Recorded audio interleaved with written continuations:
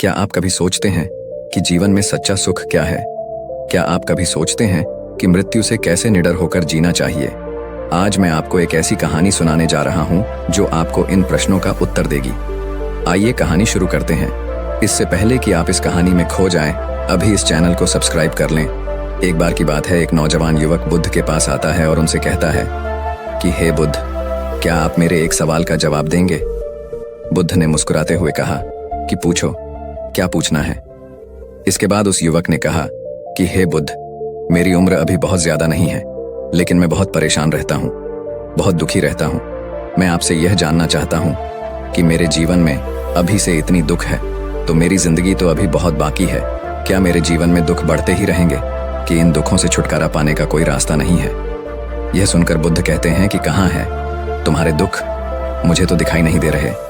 यह सुनकर वह युवक कहता है कि हे बुद्ध, दुख तो मेरे अंदर है, मेरे भीतर है, वह आपको कैसे दिखाई देंगे?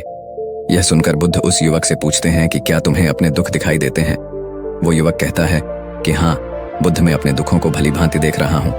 तब बुद्ध ने पूछा कि दुखों का मूल क्या है?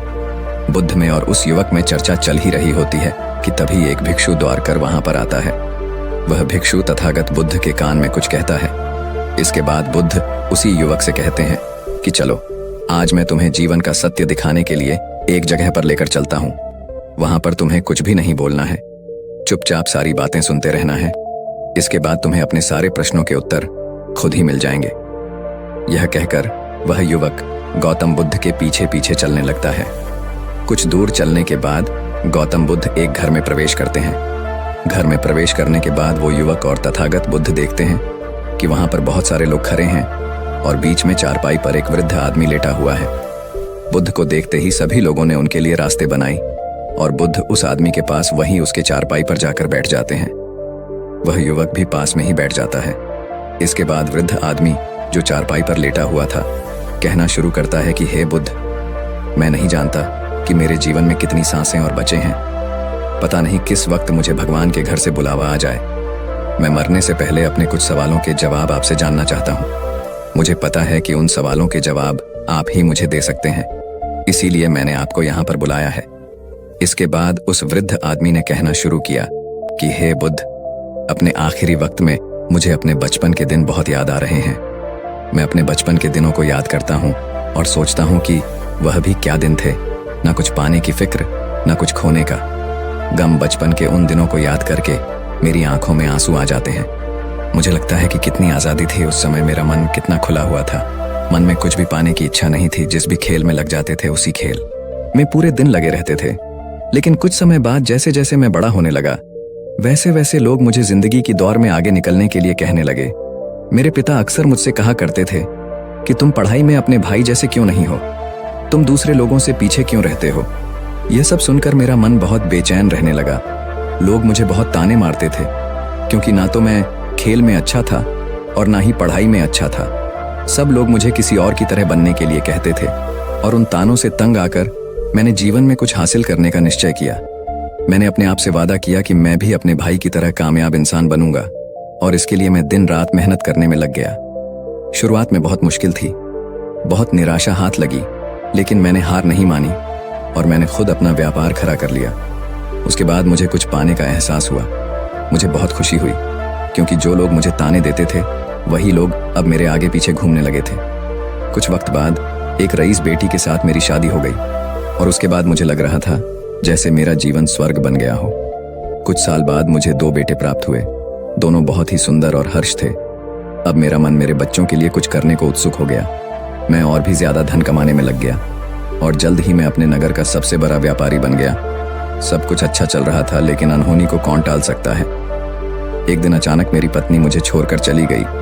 इससे मुझे बहुत गहरा सदमा पहुंचा। मैं कई दिनों तक अपने घर से बाहर नहीं निकला। मेरे बेटे मुझे हिम्मत दे देते कि पिताजी माताजी तो नहीं रही और जो हो चुका वो वापस नहीं आ सकता, लेकिन हम दोनों भाई आपका हमेशा साथ देंगे, आपकी हमेशा सेवा करेंगे। आपको किसी बात की कोई चिंता करने की आवश्यकता नहीं है।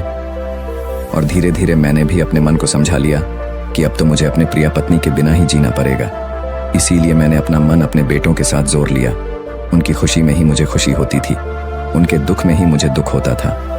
इसके बाद मैंने कहा कि हे बुद्ध, जीवन चक्र में अक्सर मुझे महसूस होता था कि आखिर जीवन क्या है, जीवन को उसकी गहराइयों में कैसे जाया जाए, ये कैसे जाना जाए कि मैं कौन हूं और मैं इस दुनिया में क्या करने के लिए आया हूं। ऐसे तमाम सवाल मेरे मन में उठते रहते थे और मुझे आपके बारे में भी पता चला कि बुद्ध ऐसी ध्यान की प्रणालियां बताते हैं जिससे जीवन का मतलब समझा जा सकता है। लेकिन मैं हमेशा सोचता रहता था कि पहले मैं अपने जीवन से दुखों और परेशानी को दूर कर देता हूं, उसके बाद ध्यान में मैं अपना पूरा मन लगाऊंगा। और यही सोच सोच कर मैं कभी ध्यान नहीं कर पाता था। धीरे धीरे वक्त बीतता रहा और आखिर में उम्र ढलने के बाद मैं बीमार पड़ गया। वैसे मेरे जीवन में कोई कमी नहीं रही, मेरे बेटों ने मेरा अच्छा साथ दिया, मैंने जीवन में बहुत कुछ हासिल भी किया। लेकिन अब मैं अपने जीवन में अगर पीछे मुड़कर देखता हूं तो मुझे एहसास होता है कि मेरे बचपन के दिन ही सबसे प्यारे दिन थे।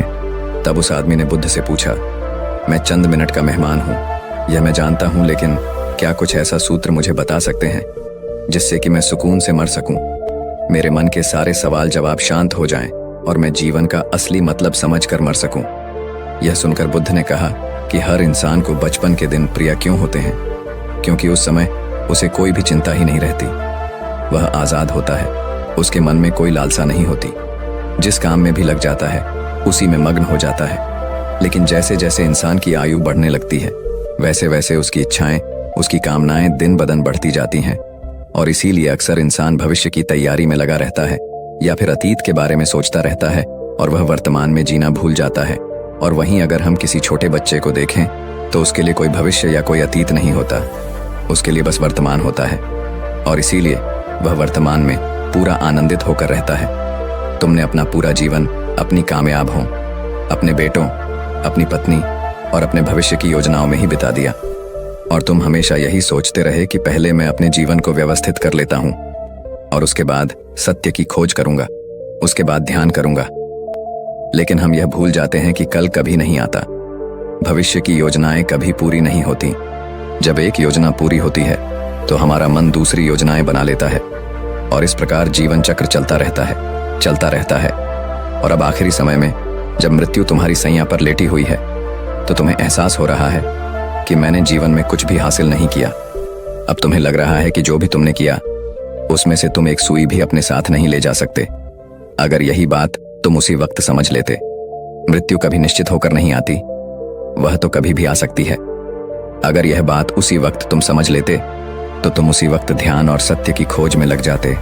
तुम कोई ऐसी चीज खोजने की कोशिश करते जो तुम्हारे साथ जा सके, जो तुम्हें परिपूर्णता से मरने का मार्ग दिखा सके।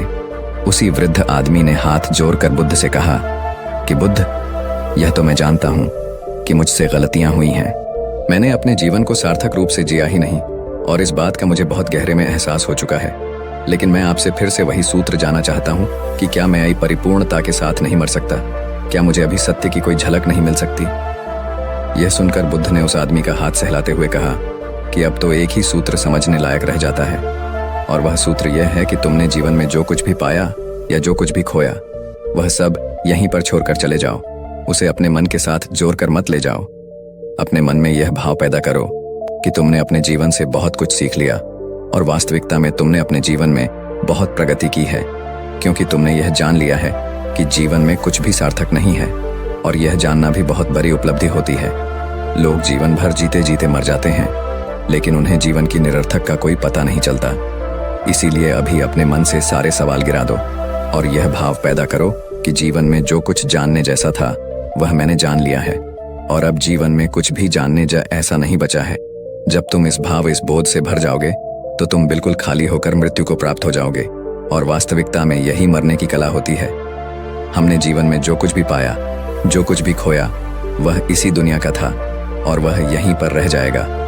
हमारे साथ कुछ भी नहीं जाएगा, हम खाली जाएंगे, हम बिल्कुल खाली जाएंगे। और जो लोग अपने मन से बिल्कुल खाली होकर जाते हैं वास्तव में उनके अंदर ज्ञान का दीप जल जाता है और वह आगे चलकर दूसरे जन्मों में उसे निर्वाण की स्थिति को प्राप्त कर सकते हैं। लेकिन उससे पहले तुम्हें इस जीवन की निरर्थक को समझना होगा। यहाँ पर कुछ भी पाना या कुछ भी खोना कोई मायने नहीं रखता। इसके बाद बहुत देर तक बुद्ध ने कोई सवाल नहीं पूछा और वह मुस्कुराते हुए मृत्यु को प्राप्त हो गया। इसके बाद बुद्ध ने उसी नौजवान युवक से पूछा कि क्या तुम्हें अपने सवालों के जवाब मिले, और मिले तो तुम्हें क्या जवाब मिले, सभी को बताओ। उसी युवक ने कहा कि हे बुद्ध, मुझे अपने सवालों के जवाब मिल गए हैं। वृद्ध आदमी के जीवन चक्र से मैं समझ गया हूँ कि जीवन में कुछ भी पाने जैसा नहीं होता। सुख हो या दुख हो, सब कुछ यहीं पीछे रह जाता है, और अगर हम इसी चक्कर में फंसे रह जाएंगे तो हम सत्य को कभी नहीं जान पाएंगे। इसीलिए जीवन में सुख और दुख तो चलते ही रहेंगे, इसके साथ साथ चलते हुए ही हमें सत्य की खोज करनी पड़ेगी। लेकिन बुद्ध, मेरे मन में अब भी एक सवाल बाकी है जिसका जवाब जानना सबके लिए बहुत ज्यादा जरूरी है। मेरा सवाल है कि मैं ध्यान की यात्रा करने के लिए बहुत प्रेरित हुआ हूं, लेकिन मुझे कोई मार्ग नहीं पता।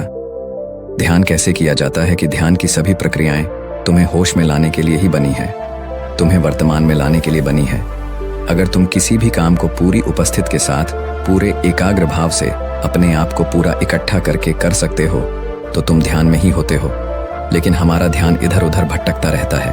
अपना काम करते करते वर्तमान में रहने के लिए मैं तुम्हें एक छोटी सी विधि बताता हूँ, जिसके जरिए तुम अपना काम भी कर सकते हो और ध्यान को भी समझ सकते हो। जब भी तुम चलते फिरते हो, उठते बैठते हो, सिर्फ अपने सांसों पर ध्यान लगाना शुरू करो। सांस किस नाक से आ रही है, किस नाक से जा रही है, ना कि कौन से कोने से टकरा रही है। सिर्फ तुम उसके साक्षी भर हो जाओ, सिर्फ उसको देखते रहो।